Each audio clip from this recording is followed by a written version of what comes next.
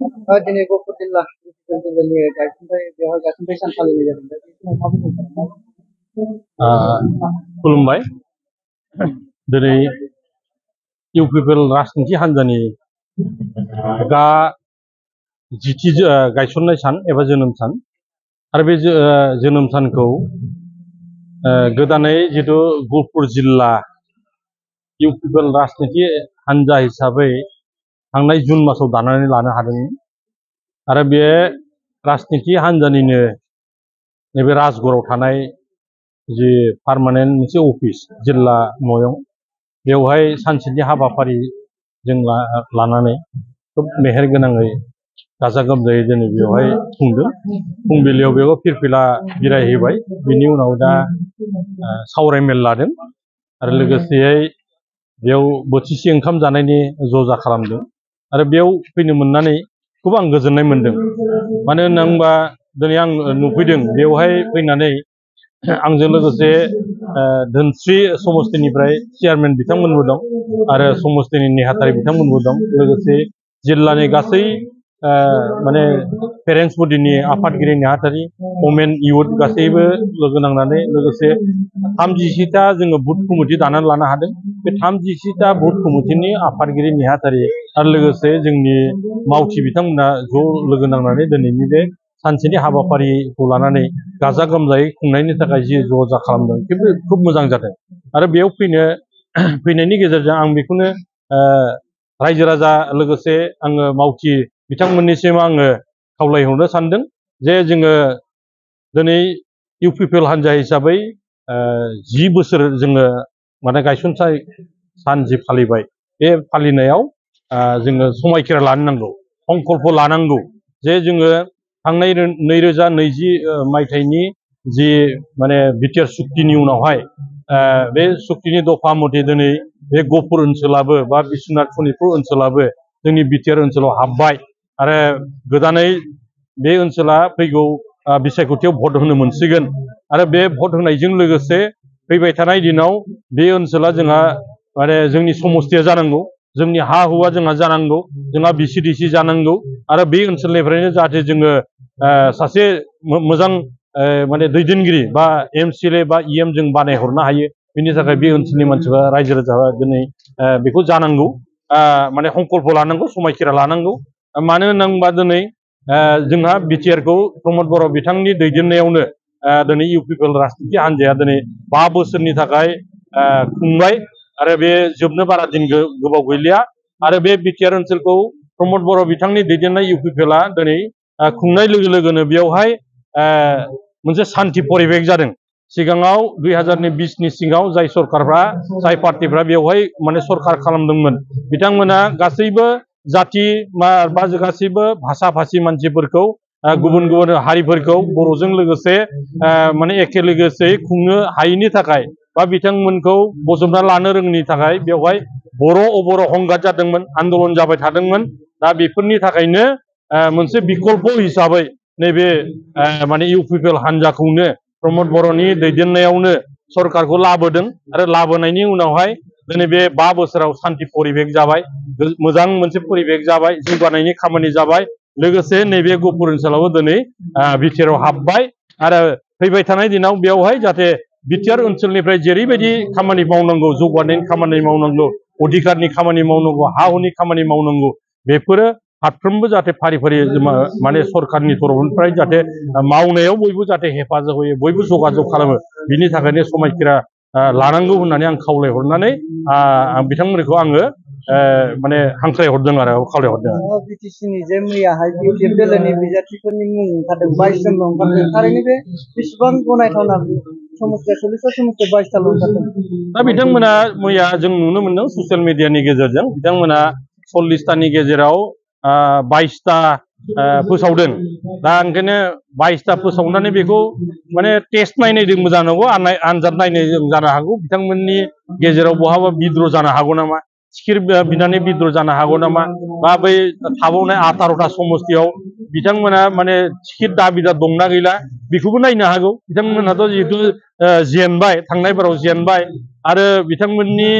जायफ्रा गिदिर गिदिर दैदेनगिरिमोन, बिटिएफनि दैदेनगिरिमोन, बे फ्राय माने हाग्रामानि बादै एमसिएलएफ्राबो दिनै 8 जन 9 जनसो माने इउ पिपल सोरबा बिजेपि जाफैबाय आरो खाम्फा माने मोनसे समनि डिपुटि चिफ हाग्रामानिनो आगदा आखाइ होनजायो बिपिएफ दानायनि फुरा गायसनगिरि माने बिथांमोनानो बिथा हिसाबै दंमोन चन्दन ब्रह्म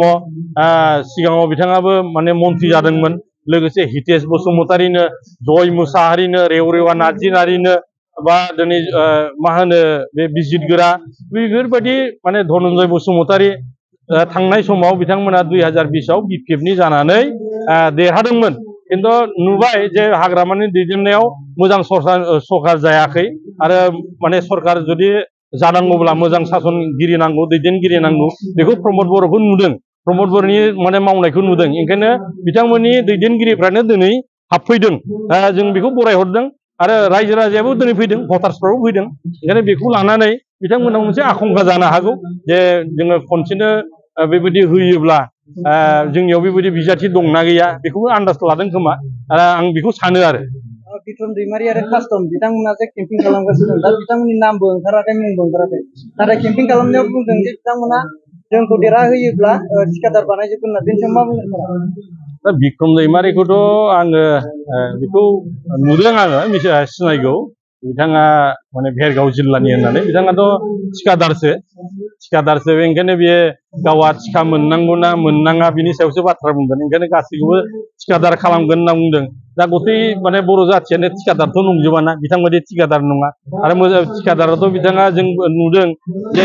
बै समाव हाग्रामानि दिनाव जि थिका मावदोंमोन मोनसे थिकाखौनो माने लामा दोंसेखौनो फारसेनिफ्राय खनसे बिल बानायदोंनो आरो फारसेनिफ्राय बिल बानायदोंनो बेबायदि खालामनानै थिका माने 2 नाम्बारि खालामनानै बेबायदि जानाय मानसि बियो ओंखायनो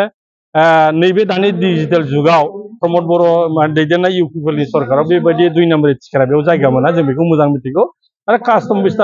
बसुमतारी बिथाङाथ'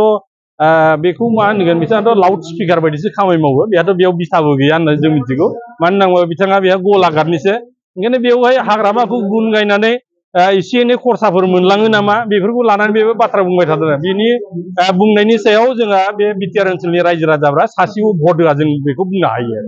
गफुराव फैनानै प्रेस फैलाव बिथाङा फैनानै बुंफैगासिनो दं जे जोंनियावहाय 300 जन जइन जाबाय 500 जन जइन जाबाय थारैनो बे बाथ्राया बेसेबां सैथो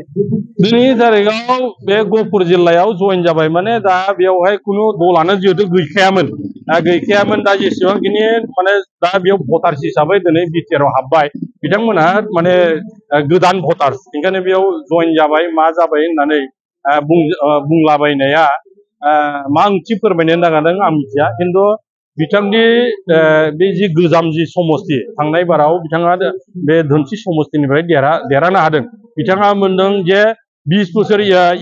माने बिपिएफआनो देरहादों होननानै बुंदों नैबेयाव आरो धोनस्रियाव खिन्थु बिनि सिगाङावथ' रबार्ट नार्जियारि देरहादोंमोन मोजां सासन खालामैनि थाखायनोथ' माने इउडिएफ हिसाबै रबार्ट नार्जियारि देरहादोंमोन ना बिनि उनावहायसो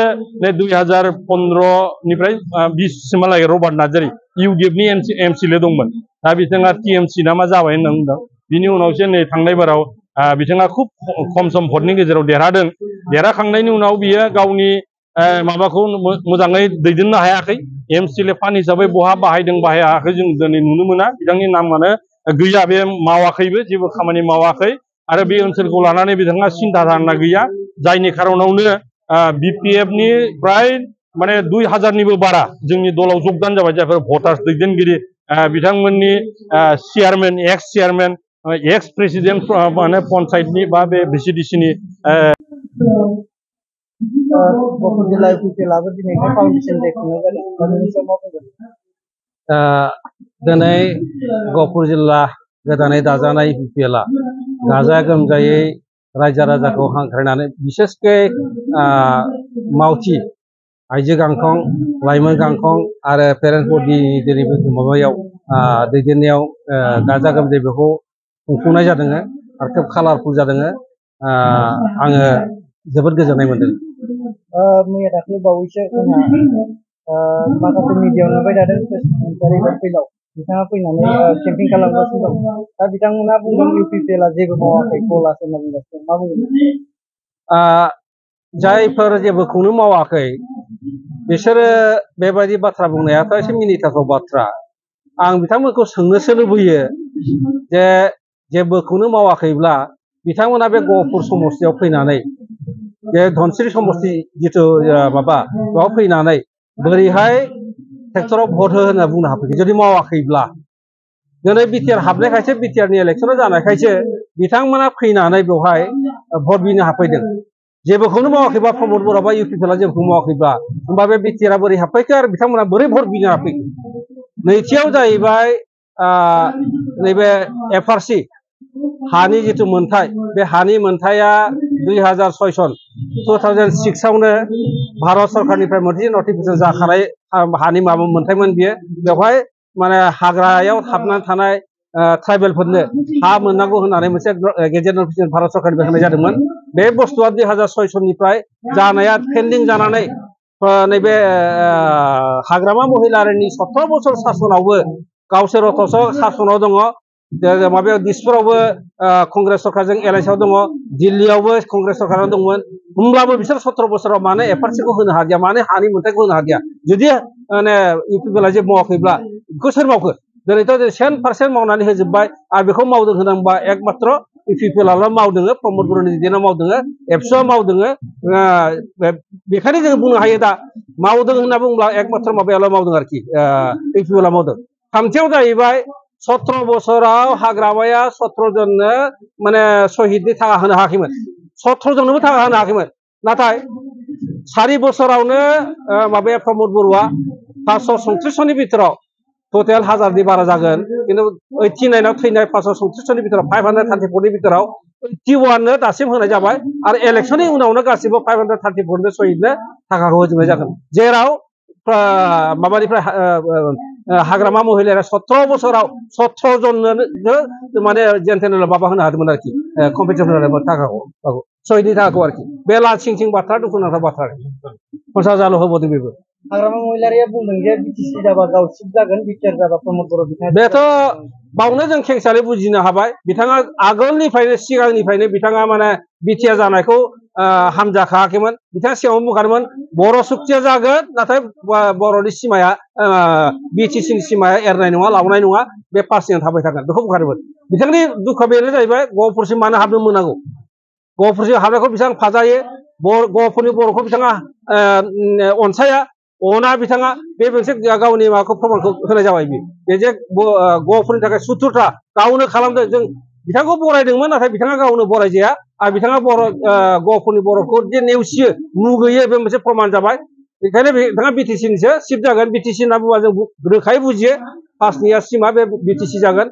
प्रमद बर'आ बिटिआर जागोन माने अर्थ बेनो जे सिमुलगुरिसिम माने बिटिआर हाबनो थांगासिनो बेखौ बिथाङा हाजादों बेखायनो बे बाथ्राखौ बुंदों बेखायनो जोङो आं खावलायो बयखौबो रायजो राजाखौ जे जोङो खुनु खारनावनो नांगोलनि सावगारियाव जोङो भट होनो नाङा बर'फ्रा जुदि माबादोंबा आरोखि असे जुदि बर'नि फिसाबा बे असे बर' बिमानि जुदि फिसा उजिदोंबा बेयो मालाबाबो जाहाथे नांगोलनि सावगारियाव भट होआ आं बेखौ गुरैयै रायजो राजाखौ आं खावलायो मैया गहपुरनि रायजो राजाफ्रा मोनसे निउसाव नुदों आरो बेयाव प्रेस मोसाहारि बिथाङाबो दंफैयोमोन 5 जनसो जोंनि गहपुरनि दाब गामिनि जेनेबा आं बेखौ मिथिया दा जयनिं जाहैदों बबे दलनिफ्राय जयनिं जाहैदों बिथांमोना गहपुरनिफ्राय जयनिं जाहैदों औ गहपुरनिफ्राय बेथ' आं खोनाफेराखै खिन्थु जिथु ससियेल मिडियायाव नुबाय थादों दा माने हाब्रां गिसि गानाय बायदि दै दाहारजों हाब्रां गिसि गानाय बायदि ओरैबायदि माने गिसि गायै टटेल बोथोरै बुंनो थाङोबा दा बिपिएफआव लांदांसो जानो थांगासिनो आरोखि दा हारसिङै हाग्रामानि अनगायै रावबो थानाय नंला बिसोरनि इन्टेलेक्सुयेलफ्रा गासिबो माबाजोब्बाय ओंखारबोजोब्बाय आरोखि बे अबे अर्थयै बुंदों बे जाहैबाय आंनि बुजिनायावथ' मोनसे इलेक्सन मोनसे केम्पेइन बियो केम्पेइना बेनो जे बिसोरनि अबस्थाया गाज्रि जानायखाय सिङाव संसार जानायखाय बेबायदियै रायजो राजाखौ मटिभेट खालामनो माने वास खालामनो थाखाय सेस्था खालामगासिनो आरोखि बोरैहाय माने जोंनि जे पार्टिया मोनसे शक्तिशालि बेखौ खोन्थानो नागिरदों बेनि थाखायनो हयथ' बे बुंदों जानो हागौ दा बेखौ खर' सानो गोनां गैया जेबो गिदिर मेटार नङा बे आंनि बुजिनायाव 40 मस्जियाव मैया हाग्रामानि मोनसे पेजआव 22टा माने बिजाथि फोसावबाय होनना बुंदों दा मानो बिथांमोना फुरा फोसावनो हायाखै बिनि सायाव माबा बुंदों आसलते बिजाथिखौथ' दासिम रावबो फोसावथ'वाखै फोसावनोबो नाङामोन बिथांमोना 22 जन फोसावनायनि अर्थ'खौ आं बुजिनाय बादिब्ला जेराव खुनु डिसपुट गैला माने मा होनो